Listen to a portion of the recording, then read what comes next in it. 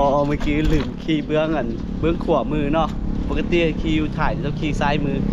ลืมตลอดเลย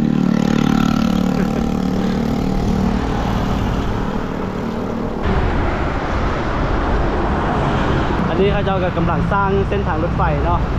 เราเชื่อว่าเขาเห็นเป็นเสาไฟนี่เนาะอาหารตามสร้างครับ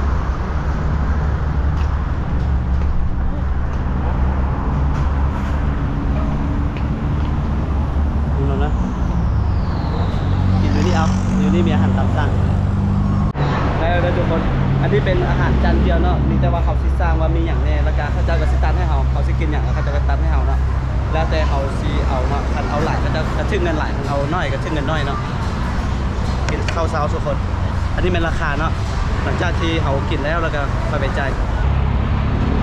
อากาศช่วงนี้ร้อนเนาะอยู่ประเทศไทยเนาะ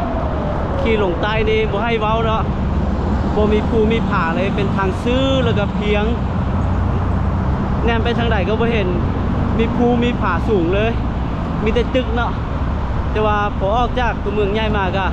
บ่ค่อยเห็นตึกสูงละแต่ว่าอากาศนี้บ่ให้เว้าความร้อนเลย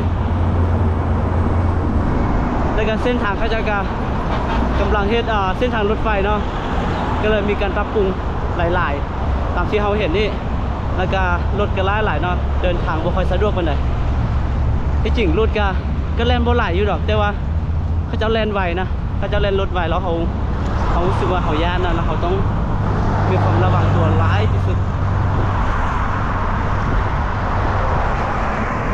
ตอนนี้เขาอยู่ใกล้ๆทะเลเนาะแต่ว่าเบิ่งบ่เห็นทะเล เนี่ยไปบ่เห็นทะเลต้องได้ไปทางแยกทางน้อยนะจึงสิเห็นทะเลอยู่ประเทศไทยเนาะยังบ่เคยเห็นโดนเราบ่ได้อาบน้ำทะเลเนาะเดี๋ยวคันไปเห็นน้ำทะเลแล้วสิขออาบคืออยู่เวียดนามเนาะตอนนี้หาทางน้อยไปเนาะเมื่อกี้เห็นจมมาไปทางหลวงทางใหญ่เรารถหลายรถติดแล้วก็บ่เห็นต้นไม้อย่างนั้นแล้วก็ตอนนี้เบิ่งใน Google Map เราหาทางน้อยนะแต่ว่ามันสิโค้งไก่ก่อนแต่ว่าเอาบรรยากาศแล้วก็เอาความสดชื่นก่อนต้นไม้ต้นตอนเดี๋ยวนี้บรรยากาศนะขายก่อนเก่านะแต่ว่ามันสิไก่ก่อนทุกคนก็ค่อยไปแบบนี้แหละชิวๆคักดี left oh really wow โอ้นี่แหละเบื่อทางใหญ่มาทางน้อยก็ต้องเจอแนวนี้แหละ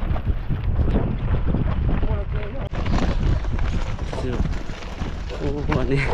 คือบนน้อง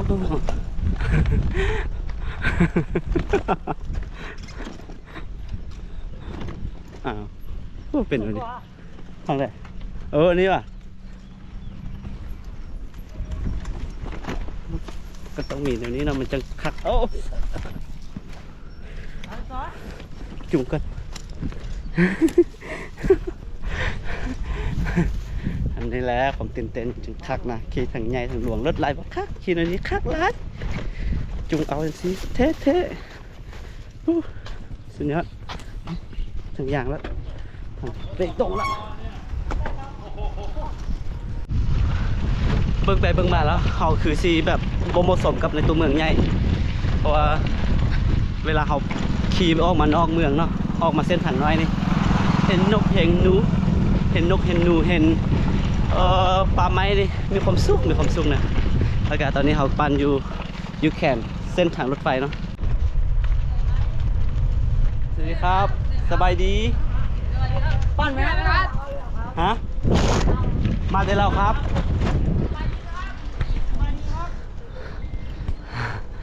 มาโดนหาก็ได้ท้าทายเล็กน้อย ตั้งแต่เข้าประเทศไทยมาบ่มีไผสบายดีให้เลยตอนนี้พักผ่อนโดนการู้สึกหิวข้าวเนาะแล้วก็แถวนี้บ่มีร้านอาหารเนาะแต่ว่าพวกเขามีอาหารแห้งเนาะมีข้าวแห้ง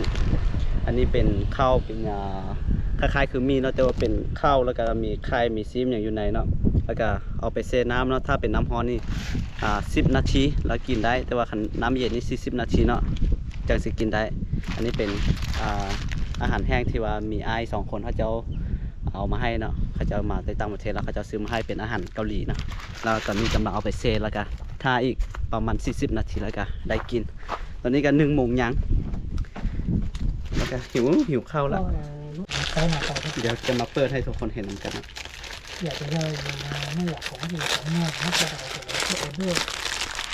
เพื่อนอะไร มีบ่วงนะมีบ่วงติดน้ำอันนี้ก็ได้ครับมาจากนี่ออก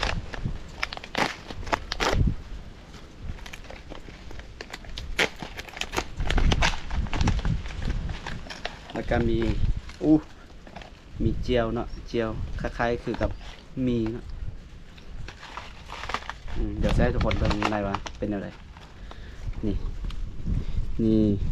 อันนี้เป็นข้าวเนาะคล้ายๆคือเขาจะเอาเฮ็ดสุกแล้วแต่ว่ามันก็จะเอามาเฮ็ดแห้งมี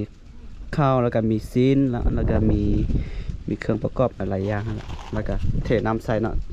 เทน้ำให้เหมาะสมพอดีกับอันเส้นที่เขาจะขีดสีดำมันเห็นป่ะ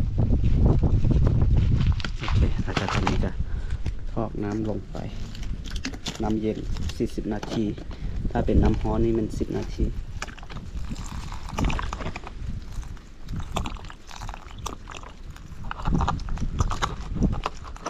โอเคประมาณนี้เนาะแล้วก็น่าจะใส่เครื่องลงไปเลยแล้วก็ปิดไว้เนาะตอนนี้มาเบิ่งห้องนะอันนี้ห้อง700 ไปเนาะ700 ไปบาทห้องน้อยแต่ว่าสะอาดอยู่แต่ว่าเตียงกันน้อย อันบดีฮะนะมันอยู่ชั้น3 ชั้น3สูงโคตรมูเมื่อยฮะเปิดแอร์วะ เพื่อนแอร์ให้เราใช่ เข้าใจเปิดแล้วแต่ว่ามันออก บ่ขึ้นวะอันนี้มีตู้ใส่เครื่องใส่ผ้า เดี๋ยวไปเจอเราจีนเนาะ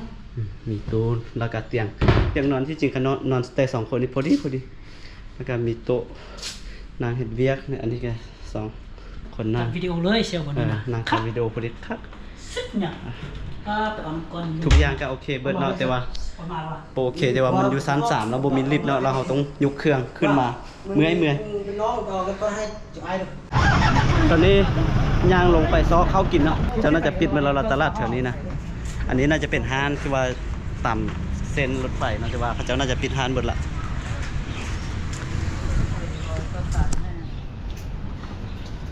คักเนาะบรรยากาศนี่ได้เดี๋ยวเขาเจ้ากำลังปิดห้านดิอันนี้เป็นภาพที่เราคิดไว้เนาะตลาดสิเปิดอยู่นี่แต่ว่าเขาเจ้าปิดหมดละเขาเจ้าสิเปิด5 โมงเช้าเนาะแล้วก็แรงกับ3 โมงแรงนะเขาเจ้าก็เริ่มปิดเพราะรถไฟเที่ยวสุดท้ายมัน3 โมงแรงเนาะแล้วเขาเจ้าก็ปิดตลาดเขตนี้จะเป็นตลาดตามนี้เลยเนาะตอนนี้กำลังย่างไปถอนเงินเนาะในตู้ ATM เนาะถามเขาเจ้าว่าอยู่พี่มีหลายซะแล้วก็เขตนี้ก็เป็นเขตที่ว่าเขาเจ้าขายอาหารกันกินตอนค่ำเนาะมืดๆเนาะเป็นสตรีทฟู้ดนิดนึงแต่ว่าตอนนี้เขาบ่มีเงินต้องไปถอนก่อนตอนนี้ถอนได้เงินแล้วเนาะถอน$300เนาะเขาเจ้าตัด220 บาทกาชึกอยู่100,000 ไปเนาะ100,000 ไปค่า ATM เนาะอันนี้เป็นคั่วหอยเนาะสมาชิก10เป็นตะแซบอยู่เป็นตะแซบจานหนึ่ง40 บาท